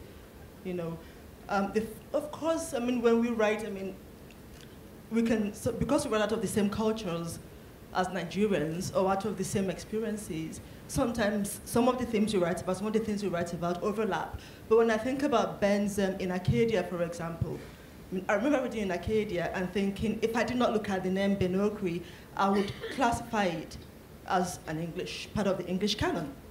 It wasn't Nigerian literature for me. So I was going to say something else, but I've forgotten what. Well, that was part of I think one of the points I wanted to, or the most important point I wanted to make basically was that the idea of this static national literature is one that is very absurd and totally undefinable.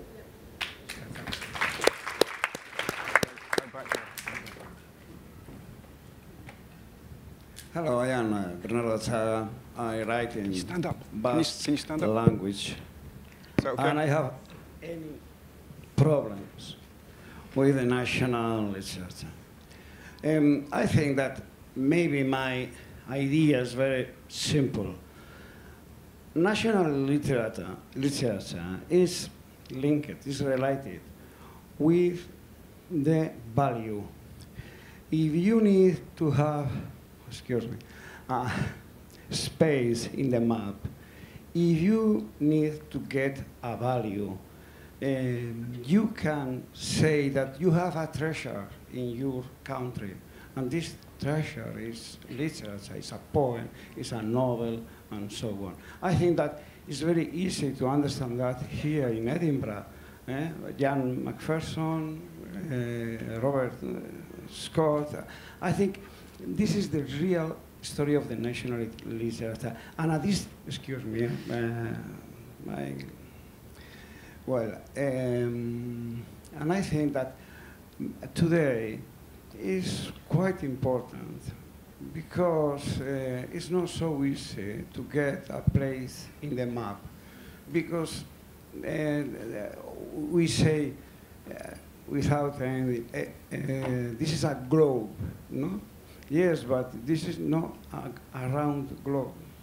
No? So if you want to get a place, you can fight to get it.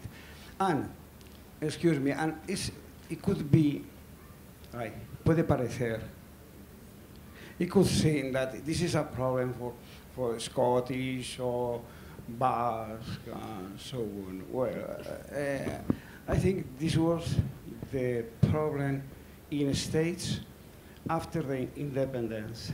They need to get a place in the map of the world, and they felt a kind of inferiority in front of Europe with, artists, cathedrals, and so on. And the way to states to get a place was the country, was the Grand Canyon and Yosemite and so on. And in the first time, Yosemite and Grand Canyon wasn't just a country, they were cathedrals. The best cathedral made by the best architect and so on. But excuse me, in Basque my expression is better, even in Spanish, even in French. But English is not so good. Thanks. Thank you. I'm Kamila Shamsi. I'm a writer from Pakistan. And I'm perfectly happy to call myself a Pakistani writer. And I think one of the wonderful things of literature is that I can completely agree with everything Ben and Chika just said, as I do, and yet I don't. because it is also in context. I think one of the astonishing things is we had 2 hours on literature's politics. We've had an hour and a half today, and the one phrase we haven't heard is bearing witness.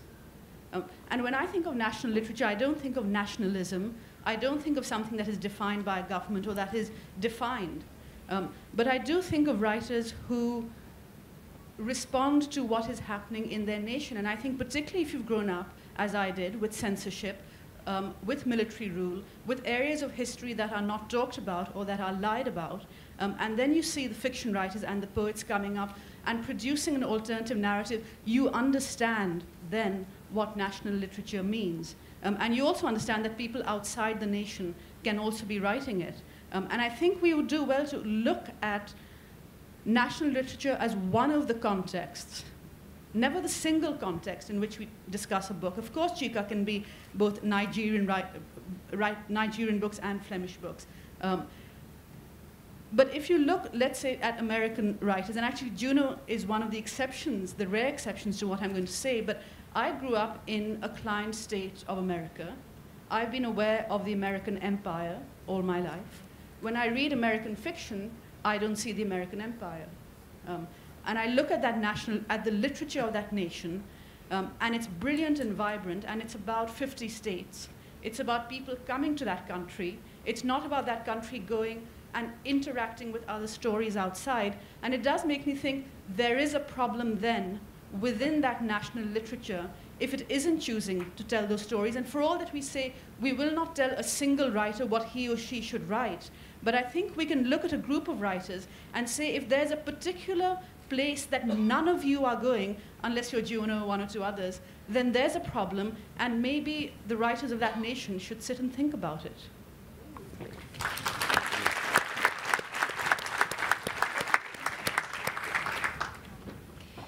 Yeah, hi. My name is Janice, and I guess according to the program, I'm a Danish writer. But yeah, like Ben and Chika, I'm mixed, and I want to get back also to what Kapka said before. There are 2 kinds of internationalism. There's the globalism, which maybe is the Starbuck recognition, and there are a number of novels, yes, that get written at that level because everyone from South Africa to Alaska can read them. Yet, there is that whole other literature that Ben is talking about where you search about something human, and that is recognizable because we all cry when we are sad, then no matter where we come from. And I feel these national labels are limiting. So though I see what Camilla is saying, and there's a truth to that, and I can understand why people who come from nations or groups within nations that are threatened, why they need to stand up for it. But as we discussed on the session on politics, the problem for the literature becomes the moment it is national before it's literature. It's exactly the same as when it's political before it's literature. But it can be national after it's literature. So I am myself always told in Denmark that, from my editor to the reviewers, I write in a very un-Danish manner, which is therefore very funny. When I am going around, I'm perceived as a Danish writer. I have to say to those who don't know, my mother is Austrian and my father half German, and I lived in Africa for a number of years and all over the place, and now I live in New York. So I don't feel I represent anyone but myself in what I write. I generally try to refuse to go in panels that say Danish or Scandinavian writers. I try to refuse to be in panels of women writers or whatever else is an external label. Because when I write, I'm just a human being. And if I do it well enough, it absolutely doesn't matter all what are the external labels, even if, of course, I do represent what I know. So. Thank you very much. Can you stand up? My name is Jenny Fagan. I am an author, Scottish, human being, member of the world. And I think it's easy to write off what it is to look at a national literature. When I write and when I read, I'm looking for the imprint of a soul and the imprint of being human and the imprint of what it means to be alive. But also when I find that in national literature and in Irvine Welsh's book, which I read 20 years ago, I had never seen my identity and my voicelessness represented in mass culture. So to write off the idea of a national identity, I think, is silly. Okay, thanks very much. Yeah. Denise. I'm Denise Mina, and I'm from the People's Republic of Partick in the Central Province. And I'd just like to answer that. I think we're conflating situatedness with a national literature. And I think situatedness is essential to good writing and good storytelling. And that's why I read. And I'd actually like to speak as a reader rather than a writer, because I feel like a reader standing here. You know, like most people, I have multiple national identities, and I think that's more and more common in the world today. We all have lots and lots of national identities. I came from an Irish background, and we weren't particularly welcome here. And so anything very Scottish, I always think, oh, that'll be nothing to do with me then. And I think a lot of people feel that way. A lot of people from, you know, different diaspora feel excluded by the notion of national literature. And actually, when you pick it up and read it, it's wonderful, and it does speak to you. And so I think the notion of nationalism is often defined by exclusion, and that's a shame. And I think it's inherently problematic. And I think also something that we should think about as writers is that the notion of the nation state, legally what a nation state is a fictional character. That's what it actually is. Legally, it's a fictional character. But because it acts and moves in the world, we tend to think of it as an actual character, but it's not, it's a notion. And as Ben says, it's never static. And so we shouldn't try and define what it means to be a Scottish writer, because then we'll stop having writers. And Irvine, I really loved what you said about the only internationalists, the only supranational citizens being global companies and the super rich, because the rest of us are shackled by this notion of nation, I feel. Okay, thanks. There's a woman. Keep your hand up, will you? There's a woman up there. Yeah, at the end, far end. Sorry.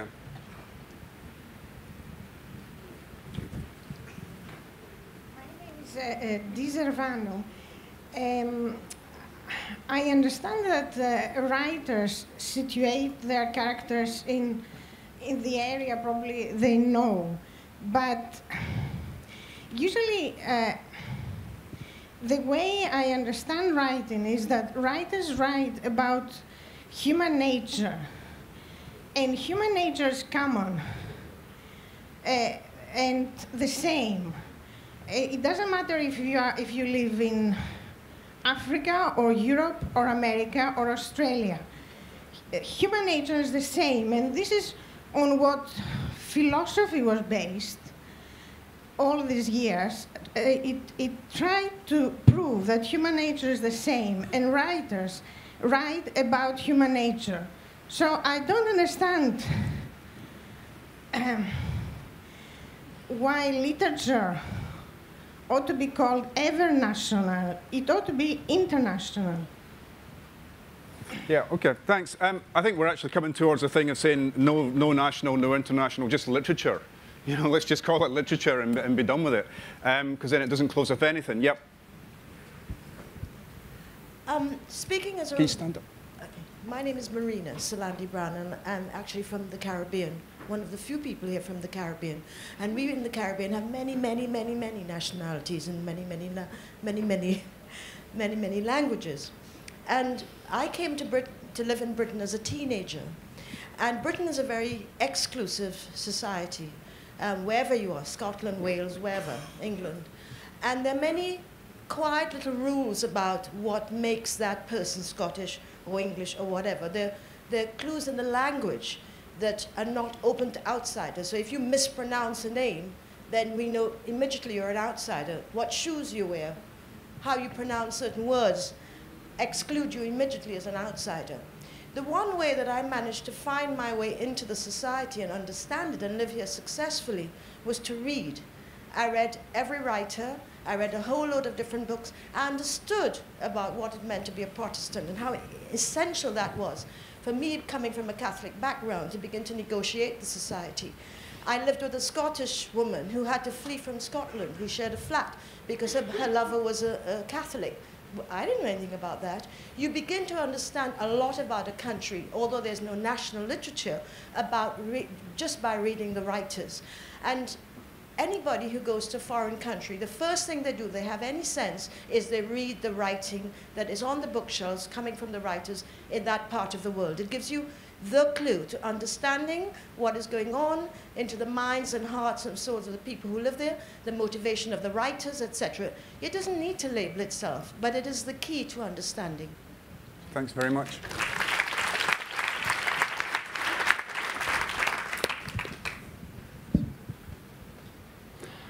Hello, my name is Carlos Gamerro. I'm from Argentina.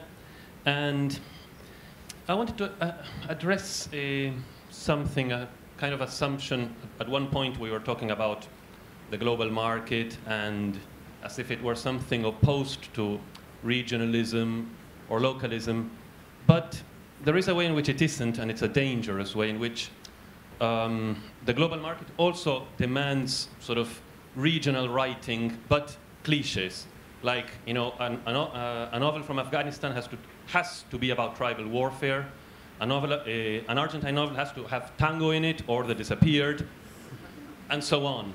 And I think, I mean, in that sense, I was, in a way, wanting to take up something Ben was saying about being wary of nationalism turning into cliches, and especially when those cliches are directed towards a sort of global consumer market that wants exactly that. And something connected with this, but not quite the same thing, I wanted to read a brief Borges quote from an essay of his written in 1955, which is an interesting moment when national states are being created and defined. The essay is The Argentine Writer and Tradition, and there he comments on this idea of national subjects, national themes, and national motives. So just give me a minute, I'm going to go down, get my notebook, glasses, and I'll be back again. Can I ask, how long is it going to take to read? Is that a short? Okay. If it takes longer, you can stop me. Can I raise a point? No, sorry. I'm ready. Point of order, please. Sorry, I'm not going to interrupt you. Okay. You said you'd take a minute. And my point of order is, I feel that we have censored Irvine, that if he wishes to comment on some of the comments... No, so one of the difficulties... Can I just say, one of the difficulties about these things is that the kind of... these things are set up in a very kind of adversarial kind of way, but I have to say that I've agreed, there's not one person in this room that's spoken today that I've disagreed with. And the whole thing about this is that it's not a battle of truths and falsehoods, it's a battle of different truths, people coming from their different perspectives again. So in some way it does really kind of, and it's the way it should be. It's the way it should be, but it kind of makes it pretty fucking frustrating because, and it also tells us why we're still having the same debate now, 50 years later, and why we'll be having it 50 years hence, basically, and all the other debates around it. I was absolutely confident that if Irvine had something to say, he would have stood up and said it. Now, please, give us the quote. Okay, thank you. I think Borges says Shakespeare would have been astonished if anyone had tried to limit him to English subjects, and if anyone had told him that, as an Englishman, he had no right to write Hamlet with its Scandinavian subject matter or Macbeth on a Scottish theme. A few days ago, I discovered a curious confirmation of the way in which what is truly native can and often does dispense with local color. I found this confirmation in Gibbon's Decline and Fall of the Roman Empire. Gibbon observes that in the Arab book par excellence, the Koran, there are no camels. I believe that if there were any doubt as to the authenticity of the Koran, this lack of camels would suffice to prove that it is Arab. It was written by Muhammad, and Muhammad, as an Arab, had no reason to know that camels were particularly Arab. They were, for him, a part of reality. Why the first thing a foreigner, a tourist, or an Arab nationalist would do is bring on the camels.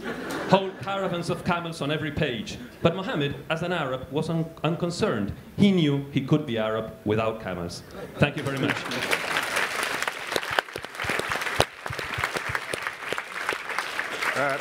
Can we get the mic up the middle there? Keep your hand up, please. Thank you. Yep, just there. Hi, I'm Mariana from Brazil, and I'm a reader. And I was just thinking that about all of you talk about literature and about it being Scottish literature in Scotland, but in Brazil, I feel like, I'm not going to be arrogant and say that the whole country, but at least where I'm from, we feel that literature is much more about the language that we speak. So we feel that Brazilian literature is part of Portuguese literature, and there's from Angola and Mozambique, and we have all these amazing writers, and I think that that's literature, that's our personal national literature, and I think that's more significant than the country that we're in. Okay, thanks. Yeah, you go a bit further back. Thank you. Thank you. I'm Rab Parry. I'm half Welsh, half Scottish. I've just been to a pilgrimage to the Isle of Mull to see my ancestors. Sorry, my ancestors. But I think one of the things I do have is a British passport. I've celebrated Team GB at the Olympics. We suffer from the fact that the language is called English and not British. And I think if we could have a British literature, however we go to school and we study English literature. It's a great disaster as far as I'm concerned. But we do have American writers who write in English. We have Canadian writers who write in English, Australian writers who write in English, New Zealand writers, Indian from the continent of India who write in English. And yet we don't have British writers that write in English. I just wish we'd celebrate our union, our Britishness in some senses, and we have a British literature rather than our nationalistic things, although I'm very proud to be half Welsh and half Scottish. All right, thanks. Well, we are here today under the auspices of the British Council, which promotes British culture overseas. So have you got some? I'll just make two short points. One, also as readers, it's quite funny. As a reader, yeah, you don't ask about, a national book that you want to read. You want to read the best literature and not just literature from one place. And I think as writers, if we want to write the very best we can, we should look at this with Milan Kundera as this concept of the history of the novel. That's like the line of the very best of all literature from no matter where in the world. And it's a bit funny, and as writers, when we talk about, okay, the national literature, because haven't we all read the best writers through history from all over the world? I mean, we are in that sense probably, very global artists. We are influenced by everything else, or otherwise we would limit ourselves and the possibility to improve our crafts. And that was one thing. The other on language, I think is really important to pick up on, because those of us who write in a language that is not fully reflective of our mixed cultures, and I think particularly people from Africa and so who have grown up in one tribal language and then write in a colonizer's language, these things are massive influences on the writing. And for myself, having a dramatic Austrian culture in my head, but writing in Danish, that's like more laid-back culture, is very influential in how you write. But what you then do with the language will, over time, hopefully influence then the concept of what national literature is, what Ben was talking about, that it's not static. So, but maybe we go on to talk a bit about language as culture. On another session, perhaps. Alan, are you going to be cheeky and get a second one in? Aye. Go on. I think that's a very good point. It's not static. I think there's been a misrepresentation of what national literature is. National literature is the negotiation. It's not a fixed destination. There's not a permanent canon of works where we say, this is what Scotland looks like. And I think Ben was right to be suspicious of that. But that's not what we're doing. It's a constant discussion about what it means to be Scottish. And if we leave that up to other forces, such as politicians or market forces, they will define this country in ways that most of us are probably uncomfortable with for their own ends. And it's left to the writers to then negotiate a different kind of identity, which doesn't exclude other cultures, which is multicultural, and which is an assertion of the actual people, the voice from the people from below. It's not a top-down thing that's fixed and is somehow used as a block to batter other countries with. I don't think it's anything to be afraid of at all. Okay, thanks. Can you pass the mic along to the end of your row? No, sorry, no. This guy's had his hand up for ages. Yeah. Hi, I'm José Rodrigues from Portugal.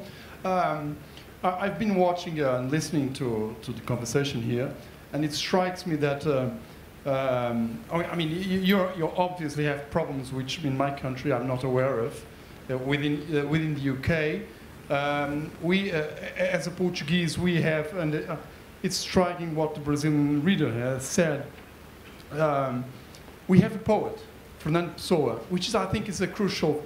He says something which is crucial in the national literature debate, which is the problem of language. This poet said, "My country is my language. My country is my language." That means that if a Portuguese gets to Rio in the morning, at 3 o'clock in the afternoon, he is Brazilian. If a Mozambican gets to Lisbon at 9 o'clock in the morning, in 3 o'clock in the afternoon, he becomes a Portuguese. So it is this identity that makes the literature.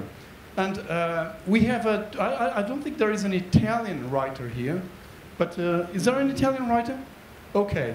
No. Italian is a language that is based on a work of literature. Because, as you know, Italy is a recent language. I mean, it's a recent country, and they have languages all over the country. You know, they're in Naples, in Sicily, in Rome, in Genoa, in Venice. They have these what they call now dialects, which are originally languages, and they've created a language out of a work of literature, which is La Divina Commedia of Dante Alighieri. So that shows us the power of literature in creating a nation, and the way that a language can shape your identity. Okay, thanks very much.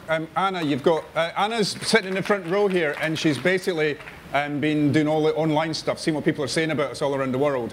Anna, what have you got? She's the voice of cyberspace, and cyberspace is just as impassioned and angry and humorous as this room is at the moment. It wants to hear a lot more of the relationship of you picking up on one another's points, of you debating it and coming back to it.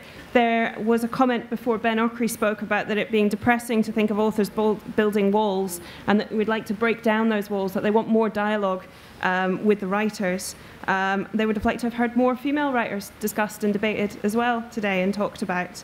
And a lot of discussion online about this is all well and good, but we need to make sure that there is access, that there is discussion, that there is a place in the curriculum, and that there is access through libraries, picking up on Teresa's point earlier.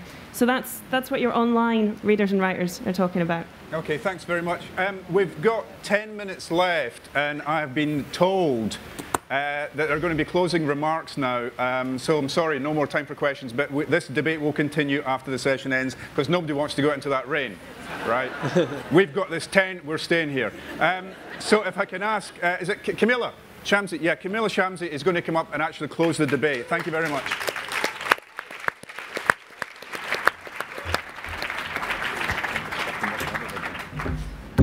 Closing up conference is going to be an Olympic sport one day, I'm telling you.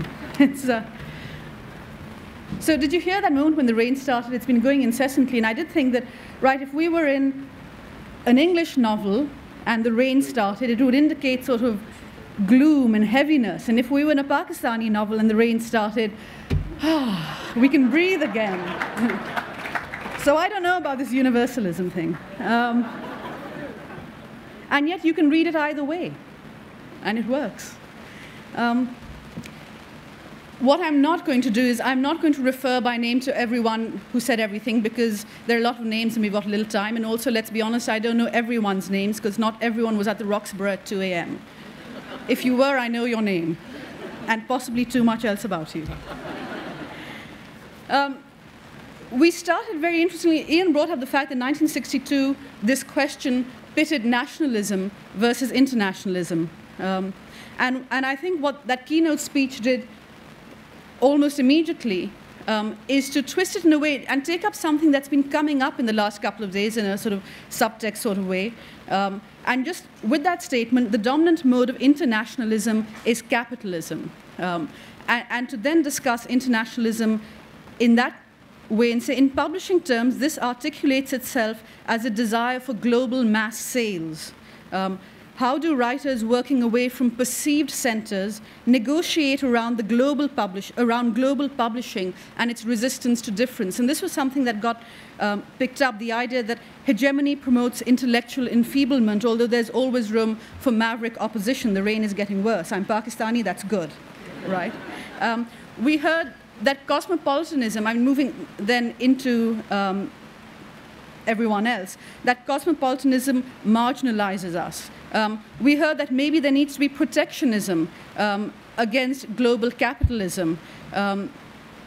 We did then, and there were a couple of statements, and there's quite a strong feeling, I think, on this, on the idea of the global marketing place as something that wants to erase difference, and that there's a certain kind of literature that does particularly well, that is promotable and translatable, and that works across contexts.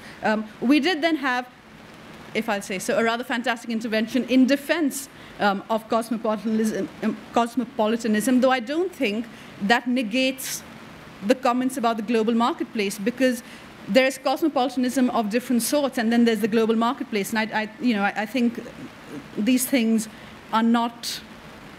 The point was not a contradiction. I think it was an expansion of the argument. We went on to the idea of cosmopolitanism and the idea of what do you do when you move away from the talk of the national or the regional. And there was a fantastic and stirring talk about how there's no such thing as African writing. There's good writing and there's bad writing, and writers write about what annoys them and what moves them and what they're passionate about. And that national literature perhaps defines and boxes things in, and that there's a need to be wary of that. We also heard how a book can be claimed as Nigerian in Nigeria, but Flemish outside Nigeria, and perhaps as an international novel somewhere else, and perhaps some people would take the term universal novel, and other people would object to the term universal novel. We heard that there's a problem when we're conflating situatedness with national identity. I think everyone agreed that there are local contexts, and that no one is writing without a context. But I think we had differing views on how central that local context was, and what it meant in terms of readership. And I think this is the really crucial question, is how many of us really, can I have a show of hands actually, from the writers in the room, any writers in the room, how many of you have a very fixed readership in mind in terms of nation or ethnicity? So let's just take a moment to think of that, so that you can say, I'm writing for Scotland, and Jana can say, that the very opposite. She can say that I don't want to be on a panel where I'm defined by a label, and yet what we share is we write these books and they go out into the world in all kinds of places and are read differently. But perhaps certain audiences matter more to our hearts. Let's acknowledge that as well. I'm often told that someone said to me, you don't really write for Pakistan because, hardly anyone reads English literature, English fiction in Pakistan. And I say, yes, but it's in Pakistan that someone will come up to me and say, I didn't know about the 71 Civil War until I read your book, and then I asked my parents. And there's a significance and a resonance to that, which is quite apart from the fact that I really like the global marketplace, because it allows translations. It allows me to be in this room. And there was a very important and relevant point, I think, to do with double reading and the one-way bridge and how much gets translated. So that English language writers are read in many, many different parts of the world. But if you're talking about publishing in Britain, it's largely reading works published in English. I'm glad we had the point raised that you can be from one place where there's more than one language. It complicates the idea of national literature. I come from a place where language itself is deeply contested. Whichever language you use in Pakistan, that's a political statement and it's divisive. And people who read one language are not reading the others. And the point beyond that is, as someone who is writing from Pakistan in English, I can be part of this global marketplace. Someone writing in Urdu, they're much finer writers. There are brilliant writers. The best writers of Pakistan, most people would say, are its Urdu language writers. They are not here. They are not in the global marketplace. So the global marketplace is not actually global. It is partial.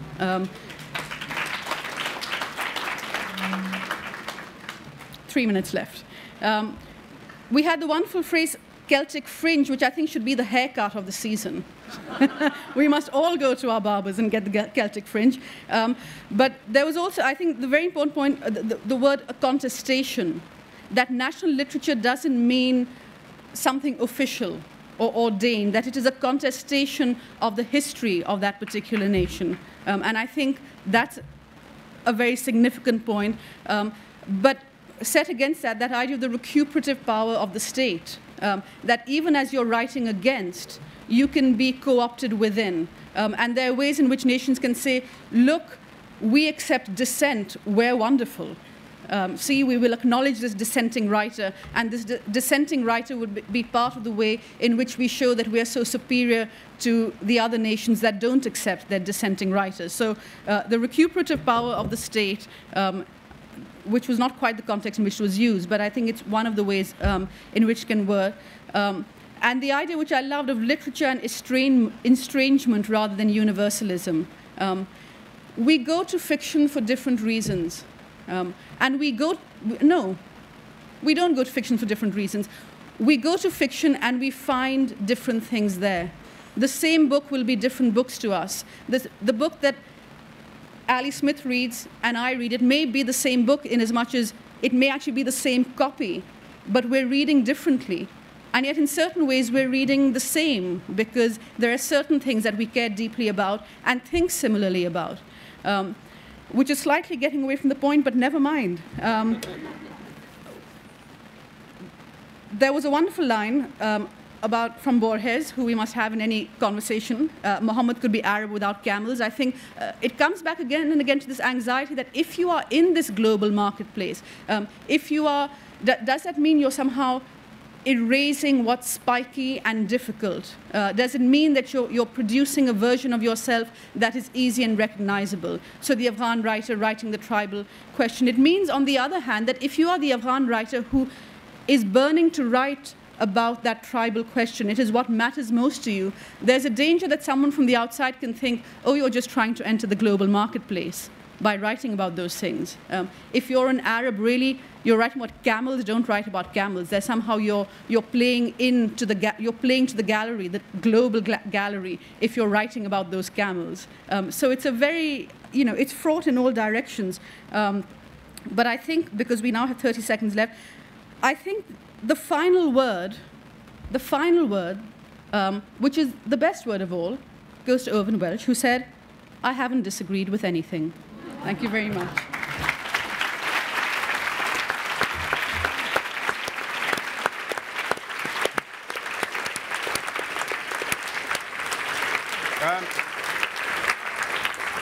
That's it. Thank you very much for coming along. Thank you, Irvine Welsh.